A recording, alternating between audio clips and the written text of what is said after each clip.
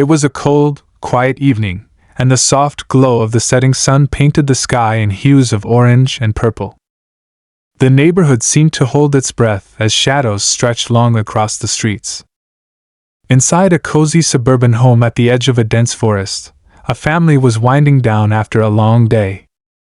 The air inside was warm, filled with the familiar hum of a kettle boiling and the distant laughter of children playing upstairs. Everything felt safe, ordinary, and perfectly routine. But that night was about to be anything but ordinary. The family's dog, a loyal and gentle companion with deep, expressive eyes and a coat that shone like polished bronze, had been restless all day. Normally calm and content, the dog had spent hours pacing near the windows, ears perked, tail twitching with an energy that no one could quite explain. The family chalked it up to a passing mood, perhaps a squirrel darting through the yard or the distant sound of thunder too faint for human ears. As night fell, the quiet house settled into its rhythm. The father leaned back in his chair, engrossed in the day's news. The mother tidied up the kitchen, humming softly to herself. Upstairs, the children had finally tucked themselves into bed, their giggles fading into the soft hum of a lullaby playing from a small speaker. Outside, the world darkened as the last slivers of sunlight disappeared beyond the horizon, leaving only the pale light of the moon to illuminate the forest beyond the yard. But something was different. Unseen eyes seemed to watch from the tree-line, a strange and unsettling energy pulsing in the stillness. The dog felt it. More than felt, it sensed it in a way only animals can, an instinct honed over thousands of years of evolution. A low, guttural growl escaped its throat, startling the father, who looked over the top of his newspaper. "What's gotten into you, buddy?" he murmured, lowering the paper to scratch behind the dog's ears. But the dog didn't relax. Its growl deepened, eyes locked on the dark window, ears swiveling toward a sound too faint for human detection. Minutes passed, stretching into an eerie stillness. The kind that makes the hairs on the back of your neck stand up for reasons you can't explain. And then, it came, a sound so soft, it could have been the wind rustling through the leaves. But the dog's reaction was instant. It leaped to its feet, barking furiously, its body stiff with alarm. The sudden noise shattered the calm inside the house. The mother looked up from the sink, drying her hands nervously on a dish towel. "What's wrong with him?" she asked, her voice tinged with worry. The father shrugged, moving toward the window. He peered into the darkness but saw nothing unusual, just the same yard, the same shadowy forest. "Probably just a raccoon or something," he said, though his voice carried an edge of doubt. But the dog wouldn't stop. Its bark turned sharper, more urgent, as it bolted toward the door, pawing at it as if trying to break through. Something was out there. Something the dog could sense but couldn't yet explain. All right, let's see what's going on," the father muttered, grabbing a flashlight. He opened the door cautiously, the dog darting out like a bullet. The beam of the flashlight swept across the yard, illuminating patches of frost-covered grass and the edge of the woods. "What is it, boy?" he called, following the dog's frantic movements. The animal barked again, running back and forth along the tree-line, its eyes darting into the shadows. And then it happened. A noise louder this time, deliberate, echoed from the forest. It wasn't the rustle of leaves or the cry of an animal. It was something distinctly human. A muffled shout, sharp and filled with panic. The father froze, the flashlight trembling slightly in his hand. "Did you hear that?" he called back to his wife, who had stepped onto the porch, her face pale in the moonlight. "I think it came from the woods," she said, her voice barely a whisper. The dog barked again, louder, more insistent, pulling their attention back to the darkness. Whatever was out there, it wasn't leaving. It wasn't backing down. And the dog wasn't about to let it go unnoticed. The family exchanged nervous glances, the weight of the moment sinking in. Something or someone was out there in the cold, silent night. And whatever it was, their dog was determined to protect them from it. The father took a hesitant step toward the forest, the dog by his side, its growls low and menacing.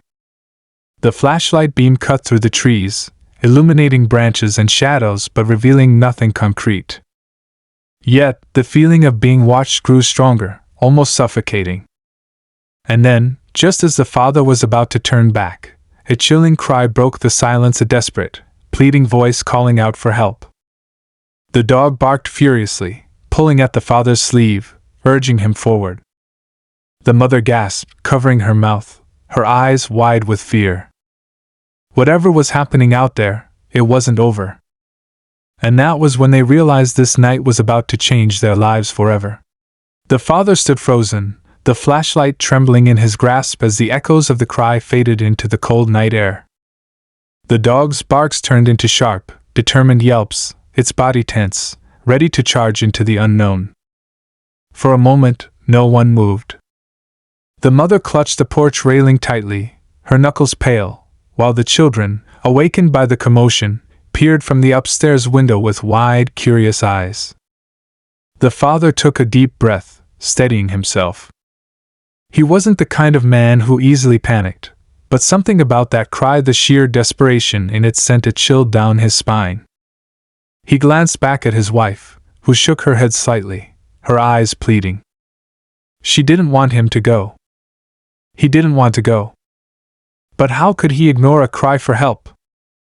The dog made the decision for him, bolting toward the woods with a speed and determination that left no room for hesitation. "Stay here," the father called back to his wife, his voice firm but tinged with unease. He tightened his grip on the flashlight and followed the dog, each step crunching against the frost-covered ground. The forest loomed ahead, its trees casting long, skeletal shadows under the moonlight. The deeper he went, the darker it became, the flashlight beam barely piercing the thick canopy of branches. He could hear the dog ahead, its growls and barks growing fainter as it disappeared into the underbrush. "Wait!" he called, his voice echoing faintly. But the dog didn't stop.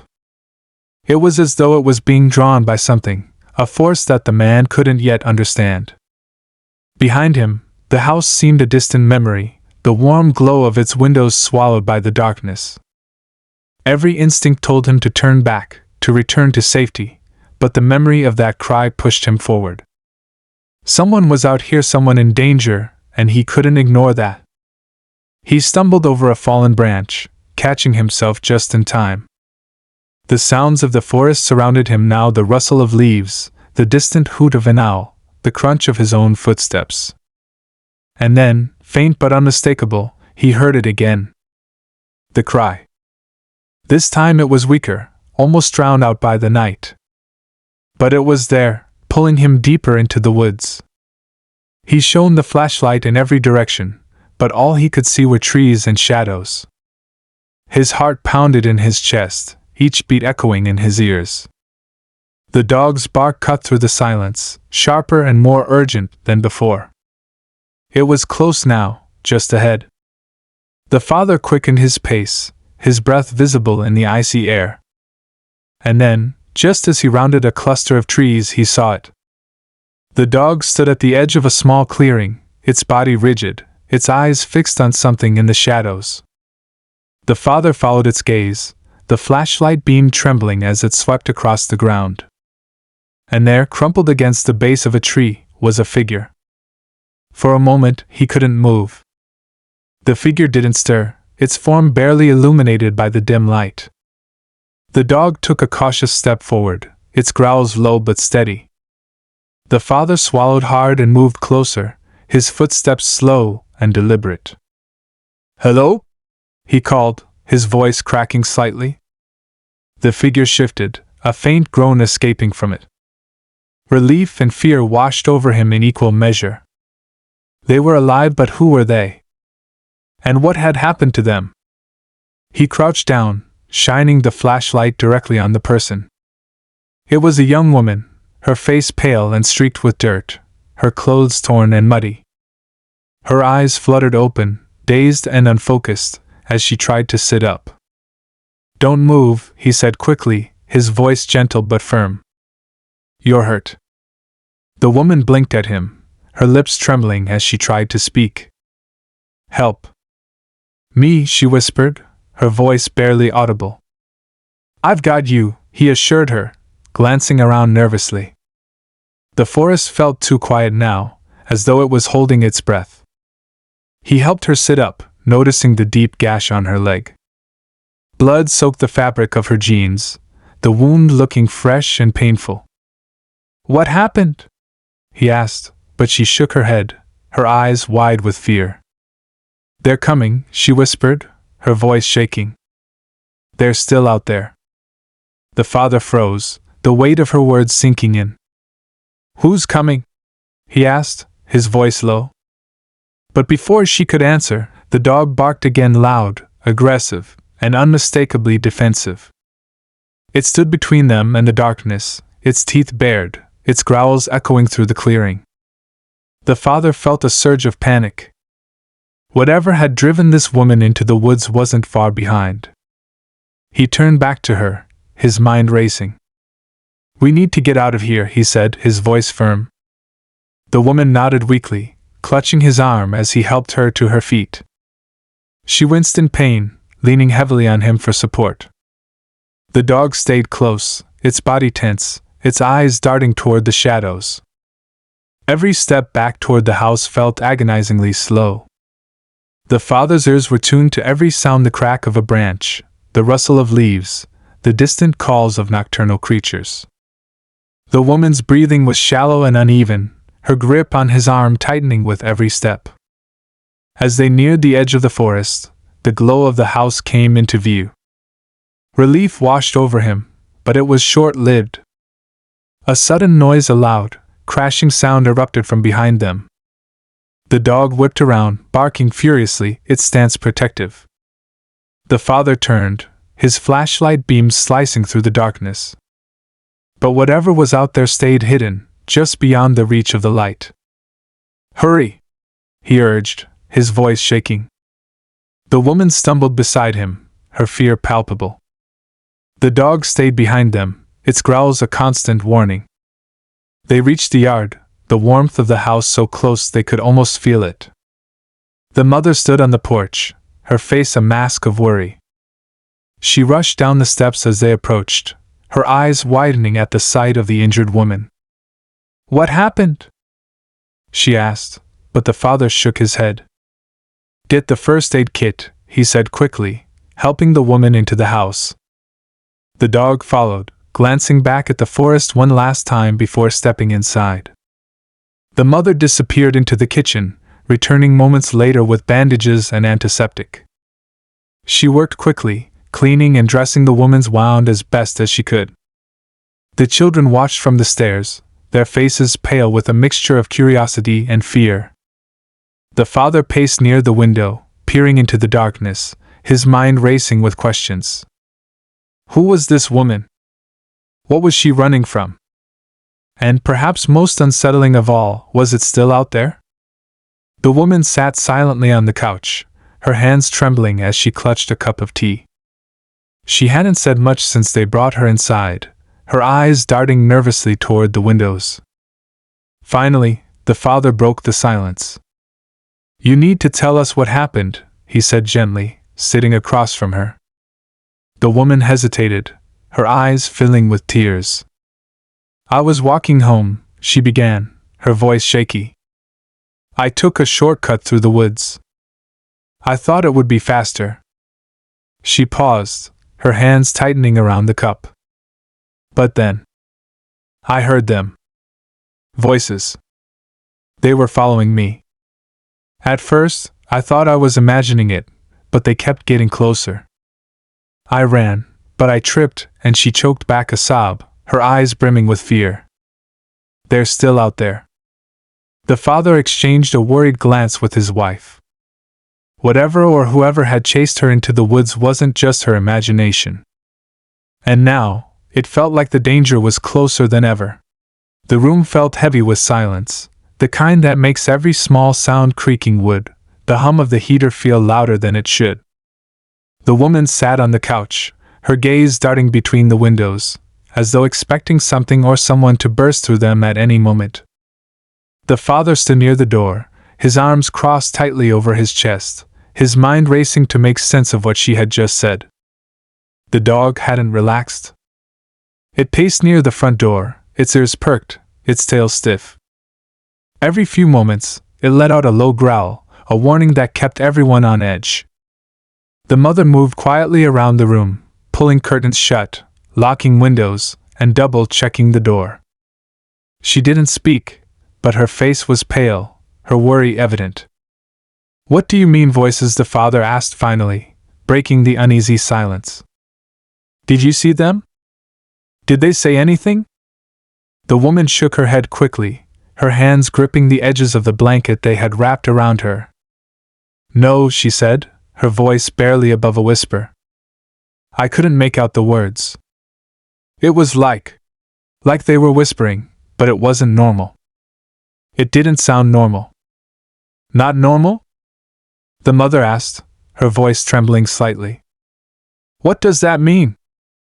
The woman hesitated, her eyes filling with tears again.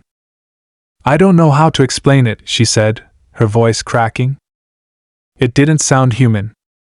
It was wrong, like a sound you feel in your chest more than hear with your ears. And it was everywhere, coming from all directions. The father frowned, trying to process what she was saying. It didn't make sense. Whispering voices that didn't sound human? What could she have possibly encountered out there? The children, still perched halfway down the stairs, whispered to each other, their voices too quiet to hear clearly. The mother noticed them and gave a sharp wave. "Go to your rooms," she said firmly. "But Mom." "Now," she said, her tone leaving no room for argument. Reluctantly, the children retreated upstairs, their footsteps fading into the distance. The father turned back to the woman. "You're sure they followed you all the way here?" he asked. The woman nodded, her grip on the blanket tightening. "I could feel them behind me.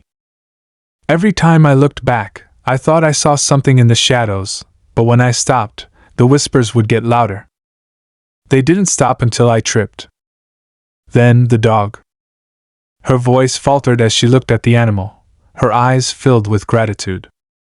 "If it wasn't for your dog, I don't think I'd have made it out." The father glanced down at the dog, who had stopped pacing and was now sitting by the door, staring at it with unwavering focus. It let out another low growl, almost as though it understood the conversation. "We need to call someone," the mother said suddenly, her voice breaking the heavy quiet. "The police, animal control, someone." "And tell them what?" The father replied, his frustration seeping into his tone. "That there are whispers in the woods? That our dog's scared away." "What exactly?" "They won't believe us. They'll think we're crazy." The mother opened her mouth to argue but stopped, realizing he was probably right. What could they say that wouldn't make them sound ridiculous? "Then we can't just sit here," she said, her voice firm. "What if whatever's out there comes closer? What if?" She didn't finish her sentence, but the fear in her voice was enough to send a shiver through the room. The father sighed and ran a hand through his hair. "We'll keep watch," he said finally. "The dog will alert us if anything gets close. For now, let's focus on keeping her safe." He gestured toward the woman, who nodded weakly. The hours dragged on. The family stayed in the living room, the dog still stationed near the door. The father kept his flashlight and a heavy wrench from the garage within arm's reach, just in case. Outside, the night seemed unnaturally quiet. The usual sounds of crickets and rustling leaves were absent, replaced by an oppressive stillness that made every creak of the house feel amplified. The woman began to relax slightly, her exhaustion finally catching up with her. She leaned back against the couch, her eyes fluttering closed, though her body remained tense. The father stood by the window, peeking out from behind the curtain. The forest was dark and still, the shadows between the trees almost too thick to see through. He squinted, convinced for a moment that he saw movement, but when he looked closer, there was nothing there. Then, just as he was about to turn away, a faint sound reached his ears. It was distant, almost too soft to notice, but it was there, a low, rhythmic noise that sent a chill down his spine. He strained to listen, trying to pinpoint what it was. And then he realized. It was the same whispering the woman had described. His stomach twisted, and his hand tightened around the curtain. The whispers were faint, but they were growing louder, more distinct. He couldn't make out the words if they were even words, but they had an unnatural quality, a resonance that seemed to vibrate through the air. The dog barked suddenly, snapping everyone's attention to the door. The woman jolted awake, her eyes wide with panic. "What is it?" the mother asked, her voice trembling. The father didn't answer. He moved to the door, the dog growling beside him, its hackles raised. He pressed his ear against the wood, straining to hear. The whispers were louder now, closer.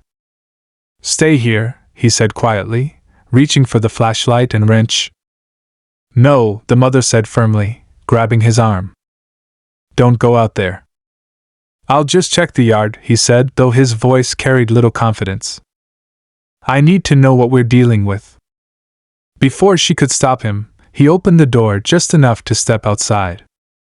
The cold air hit him like a wall, and he shivered as he scanned the yard with the flashlight. The beam illuminated patches of frost-covered grass, the fence, the edge of the forest. And then, just for a moment, it caught something. A shadow, darting between the trees, too fast to make out clearly. The whispers grew louder. The flashlight trembled slightly in his hand as he swept the beam across the edge of the woods. The shadow was gone now, as if it had melted into the darkness. But the whispers hadn't stopped, they were louder, swirling around him, almost like a faint wind that carried no chill, just an unnatural unease. He tightened his grip on the wrench, his knuckles whitening as he took a cautious step forward. The dog barked sharply from inside the house, breaking his focus. He turned slightly, looking back toward the door, where the rest of the family stood in tense silence. The mother had her arms wrapped protectively around the children, and the woman clutched the blanket as if it could shield her from whatever lay beyond the porch. "Do you see anything?" the mother called out, her voice trembling despite her attempt to sound calm. He didn't answer. His gaze was fixed again on the tree line. Something felt wrong, deeply wrong.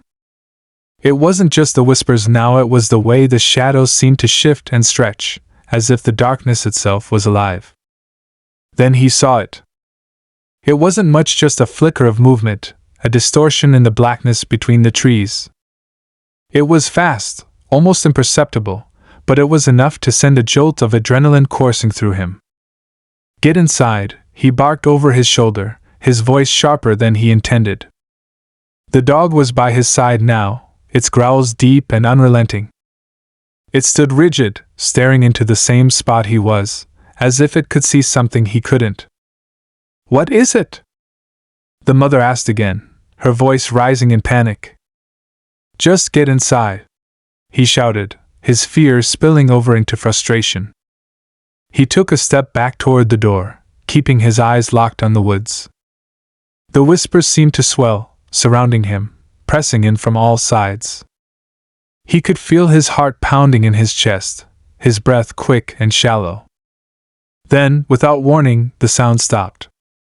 The sudden silence was deafening. It pressed against his ears, making the faint hum of the flashlight seem impossibly loud. The dog stopped growling, its ears perked, its body tense with anticipation. And then came the scream. It was unlike anything he had ever heard, high-pitched, unearthly, and filled with a kind of raw, primal terror that made his blood run cold. It came from deep within the woods, echoing through the trees, bouncing off the house and back into the night. The woman inside the house let out a cry, and the mother pulled the children closer. The dog barked furiously, lunging forward as if it wanted to charge straight into the darkness. "Get inside!" he yelled again, louder this time, his voice breaking. He grabbed the dog by the collar and dragged it back toward the door, his own feet stumbling slightly as his panic threatened to overwhelm him. The whispers started again, louder than before, almost angry now, as if whatever was out there didn't want him to leave. He slammed the door shut behind him, bolting it with shaking hands. The dog was still barking, clawing at the wood, but he held it back, his breaths coming in short, ragged gasps. "What was that?" the mother asked, her voice high and trembling. "I don't know," he said, his words clipped, his mind racing. "I don't know what I saw." The woman on the couch was sobbing softly, her face buried in her hands. The children clung to their mother, their wide eyes filled with fear. For a moment, nobody moved. The only sounds were the dog's growls and the faint creak of the house settling. The whispers had stopped again, leaving an eerie quiet in their place. Then came the knocking. It was soft at first, almost polite, like someone testing to see if anyone was home. But it came from the back door, the one that led out to the yard, the one nobody had opened in days. The dog whipped around, barking ferociously as it charged toward the kitchen. The father froze, his mind reeling. How could anyone be at the back door? The fence was high, the gate locked. The knocking came again, louder this time, more insistent. "Don't open it," the mother whispered, clutching the children tighter. "Do you think I'm going to?" he snapped, his fears spilling into anger. He moved slowly toward the kitchen, the flashlight trembling in his hand again. The dog was already there, growling at the door, its body rigid and ready to attack. He felt the air grow colder as he approached, his breath visible in the beam of the light. "Who's there?" he called out, his voice cracking slightly despite his attempt to sound firm. There was no answer. Just another knock, 3 sharp raps that seemed to echo unnaturally in the stillness. He hesitated, every instinct screaming at him to stay away, to retreat back to the safety of the living room. But something compelled him forward, a mix of curiosity and fear that he couldn't quite shake. The dog lunged at the door, barking wildly, and he reached out to grab its collar, pulling it back. He pressed his ear against the door, straining to hear anything, footsteps, whispers, anything that might give him a clue about what was on the other side. But there was only silence. And then, as he stood there, holding his breath, he heard it. A single, quiet word, spoken so softly that he almost didn't catch it. "Help." His blood turned to ice. The voice was faint, almost childlike, and filled with a kind of desperation that made his heart ache despite his fear. "Did you hear that?" he whispered, glancing back toward the living room. The mother stared at him, her face pale. "What?" "Someone's asking for help," he said, his voice barely audible. "No," she said firmly, her eyes wide with fear. "No, it's not. Don't you dare open that door." He looked back at the door, his mind racing. Could it be a trick? Some kind of trap? But what if it wasn't? What if someone was really out there, in danger, needing help? The voice came again, a little louder this time, a little more insistent. "Help me." The dog barked again, its growls deep and threatening. He tightened his grip on its collar, his heart pounding in his chest. He reached for the lock. His fingers hovered over the lock, the cold metal beneath them seeming to pulse as if alive. The word help echoed in his mind, pulling him in 2 directions at once. The voice on the other side of the door didn't sound like something to fear. It was soft, pleading, almost fragile. But something deeper within him, an instinct honed by the night's strange events, screamed at him to stop. The dog growled low, a guttural warning that rumbled through its chest. It wasn't barking now, just staring at the door with its teeth bared, every muscle in its body tense. The sound grounded him, breaking through the fog of indecision. He glanced back at his family huddled in the living room, the mother shaking her head vehemently, her expression a mix of fear and desperation. "Don't do it," she whispered again, her voice trembling. "Please." For a moment he pulled back, his hand dropping to his side. But before he could turn away, the voice called out again, louder this time, more urgent. Please help me. I'm hurt. It was the way the voice cracked on the last word that made him freeze. The pain in it was undeniable, a raw vulnerability that stirred something deep within him. Could he really ignore it? Could he live with himself if there was someone out there, injured and alone, and he did nothing? The mother's voice broke through his thoughts. What if it's not what it seems? What if it's something else? Her words hung heavy in the air, and he didn't have an answer. He didn't even know what she meant by something else, but the implication sent a chill down his spine. Still, the voice outside the door tugged at him, relentless in its quiet despair. I'm just going to look, he said finally, his voice firm but low. I won't open it. I'll just check. The mother opened her mouth to protest, but he was already moving, his flashlight aimed at the frosted glass of the door. He leaned in, squinting to see through the faint patterns that distorted the outside world. What he saw made him step back. It was a child, or at least it looked like one. Small, with shoulders slumped and a hand pressed against the glass as if seeking warmth. Their face was turned down, hidden by shadows and the angle of the light. It's a kid, he whispered, more to himself than anyone else. The mother gasped, her fear momentarily giving way to shock. A child? Out here? At this hour?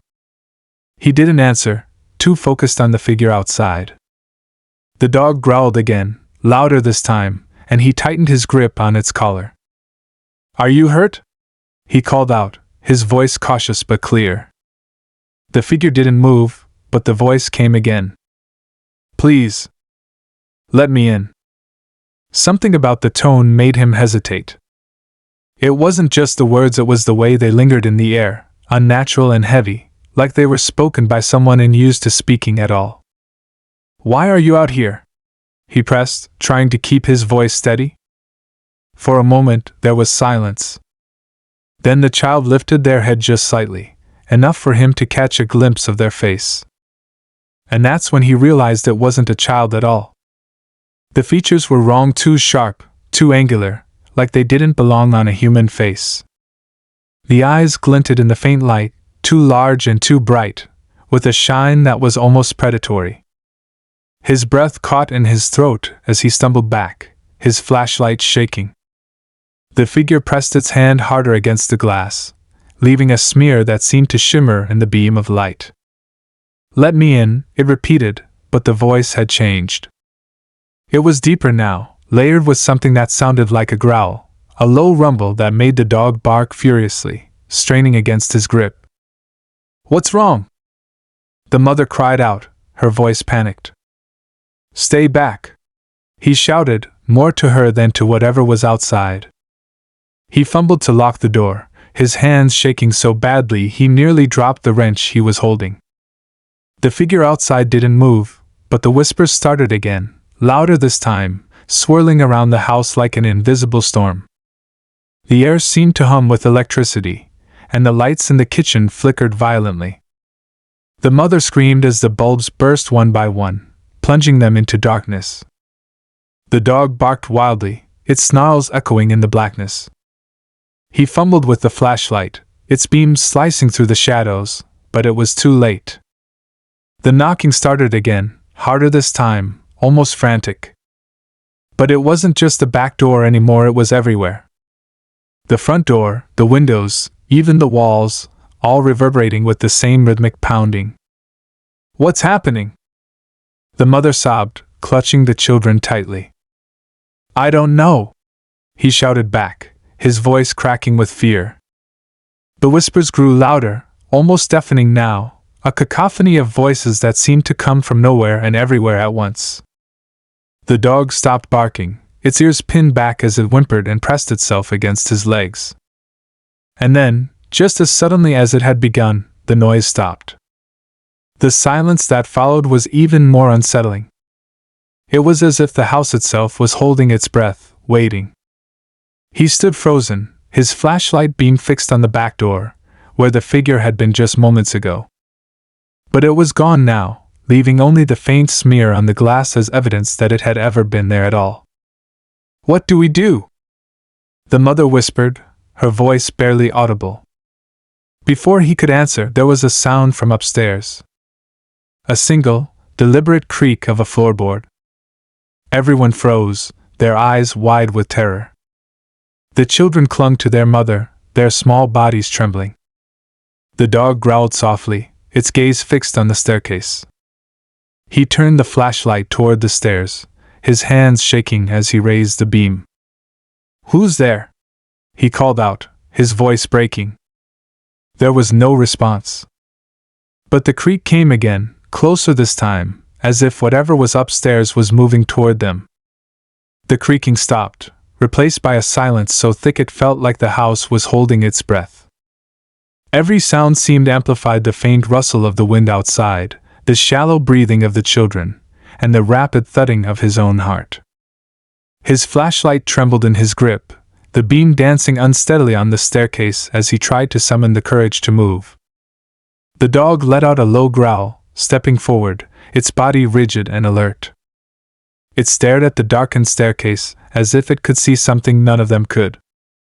A faint, almost imperceptible sound broke the silence like a whisper, but softer, more chilling.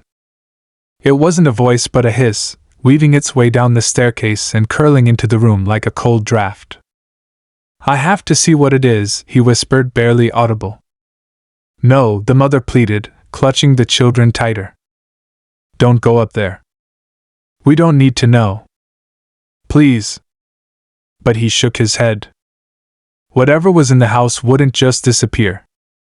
If he didn't face it now, it would only linger, waiting, haunting. He couldn't let that happen, not to his family.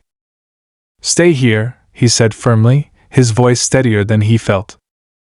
He grabbed a heavy candlestick from the table, his makeshift weapon, and stepped cautiously toward the staircase.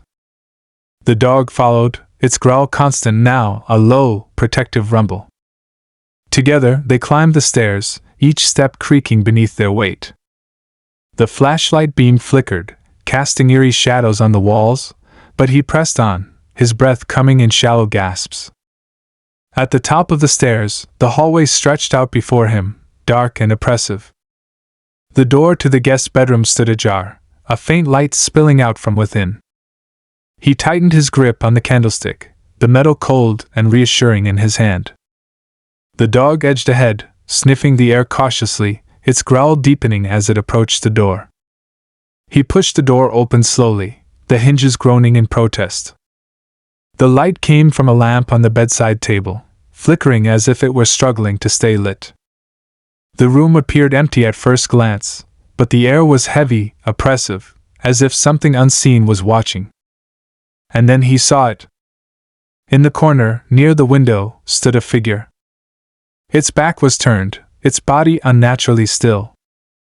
The dim light illuminated its outline, a tall, gaunt shape that seemed to flicker like a shadow caught between worlds. He froze, his breath hitching in his throat as he tried to process what he was seeing. The figure turned slowly, its movements unnaturally smooth, and he felt his stomach drop.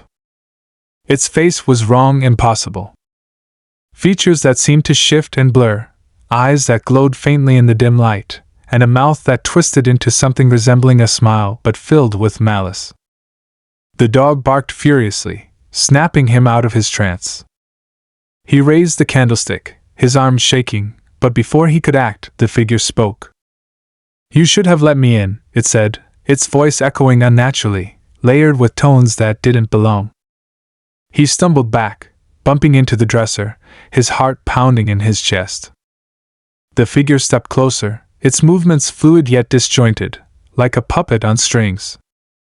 "You invited me," it said, and he realized with a jolt that its voice wasn't speaking aloud, it was inside his head, echoing in his thoughts. "No," he whispered, shaking his head. "I didn't." But the figure raised a hand, and the air in the room shifted. A sudden, powerful gust of wind blew through the space, extinguishing the flickering light and plunging them into darkness.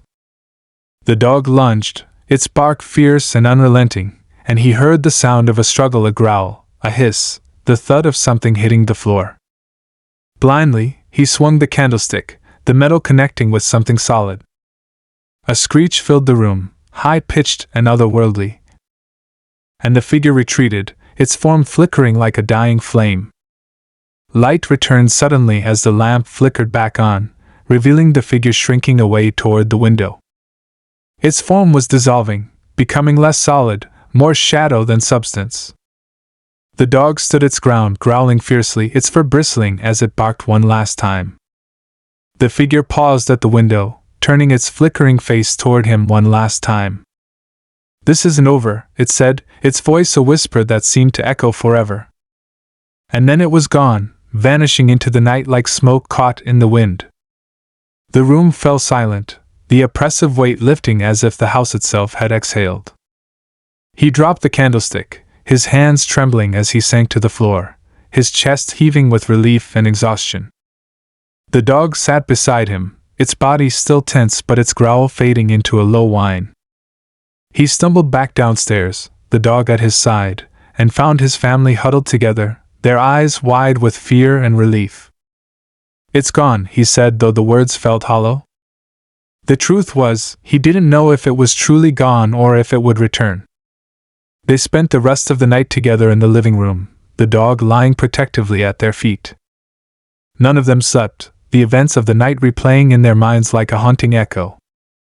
As dawn broke, casting warm light through the windows, he finally felt a sliver of hope. The world outside seemed normal again, the whispers and shadows of the night banished by the rising sun. But as he stood by the window, staring out at the quiet street, he couldn't shake the feeling that something was still watching, waiting. And then he saw it, a faint smear on the glass, just like the one on the back door. Only this time, it was accompanied by a single word, written in what looked like frost: "Soon." The dog barked sharply, its gaze fixed on the window, and he knew their ordeal wasn't truly over. Whatever had visited them wasn't finished. And as he turned back to his family, his resolve hardened. They had survived the night, but the real fight had only just begun. The morning light poured through the windows, warming the house and chasing away the shadows that had lingered in every corner. Despite the brightness, an unshakable chill hung in the air, a reminder of the figure that had stood in the upstairs room, whispering words that didn't belong. He stayed by the window for a long time, staring out into the quiet neighborhood, the words soon etched on the glass burned into his mind. The dog was restless, pacing back and forth near the door, its protective instincts still heightened. The family gathered in the living room, each of them exhausted but unable to relax. The children clung to their mother, who tried to comfort them with soft reassurances, though her own fear was evident in her trembling hands. They knew they couldn't stay in the house, at least not without understanding what had happened. Something wasn't right, and pretending everything was fine wouldn't make it go away. He decided to call someone, anyone who might have answers. A family friend, an older man known for his knowledge of local lore and superstitions, came to mind. Without hesitation, he picked up the phone. The friend arrived within the hour, his weathered face lined with concern as he stepped into the house. He brought with him an old leather bag filled with books and trinkets, things he claimed could help unravel the mystery. The dog greeted him with cautious curiosity, sensing the man's calm but serious demeanor. As the family recounted the events of the night, the friend listened intently, nodding occasionally but saying little. When they finished, he opened one of his books, flipping through yellowed pages until he found what he was looking for. "You said it spoke to you?" he asked, his voice grave. "Yes," he replied, his hands tightening into fists as he remembered the figure's chilling words. "It said I invited it in?" "But I didn't." The friend nodded slowly. Sometimes, an invitation doesn't have to be spoken aloud. It can be a feeling, an action, even a thought. Have you done anything unusual recently? Moved something, found something, or disturbed something? The question hung in the air, and for a moment, no one spoke. Then the mother gasped softly. "The mirror," she said, her voice barely above a whisper. Everyone turned to her, and she explained. A few weeks ago, she had bought an antique mirror from a second-hand shop, drawn to its ornate frame and old-world charm. It had seemed harmless, a simple decorative piece, but now she wasn't so sure. The friend's expression darkened. Antiques can carry energy, memories, attachments. If this mirror came from a troubled place or belonged to someone with unresolved pain, it could be a gateway. The family exchanged uneasy glances. The mirror had been hung in the hallway upstairs, near the guest bedroom, the same room where the figure had appeared. The friend stood and asked to see the mirror. Reluctantly, they led him upstairs, the dog following close behind. The hallway felt colder than the rest of the house, the air heavy and still. When they reached the mirror, it was clear something was wrong. The glass wasn't reflective but murky, as if fog had settled on the other side. He stepped closer, his reflection faint and distorted. The dog growled low, its fur bristling, as the friend placed his hand on the mirror's surface.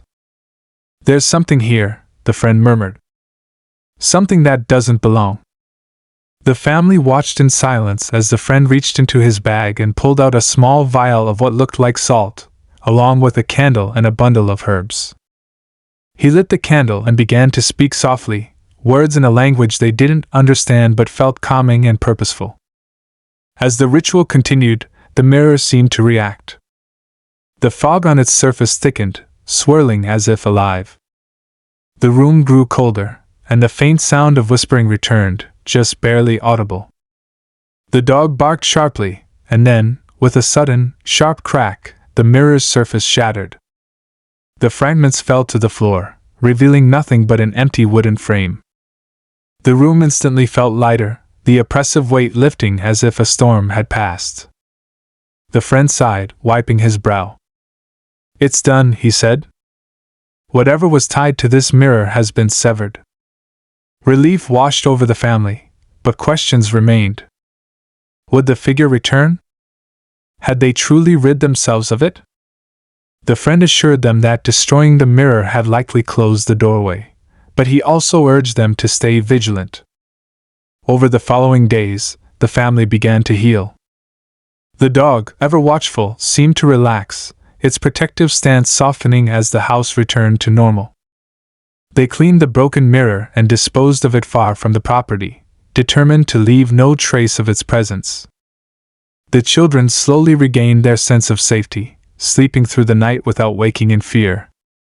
The mother took down every other antique in the house, unwilling to risk another encounter with the unknown. And as for him, he found himself changed by the experience. The terror of that night had shaken him to his core, but it had also shown him the strength of his family and the unwavering loyalty of their dog. He resolved to never take any of it for granted.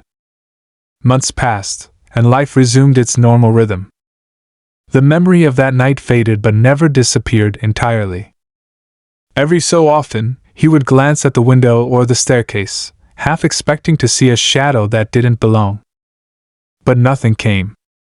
The dog, now a permanent fixture by his side, would sometimes sit at the base of the stairs, staring intently into the darkness as if keeping watch. And in those moments, he was reminded of the bond they shared, a bond forged in fear but strengthened by trust. The experience left the family with a deeper appreciation for one another and for the unseen forces that shaped their lives. They learned to tread carefully, to respect the unknown, and to cherish the safety of their home. And though the word soon never appeared again, its warning lingered in his mind. He couldn't say for certain that the figure was gone forever. But he knew that whatever came next, they would face it together with courage, love, and an unwavering belief in the power of family and loyalty.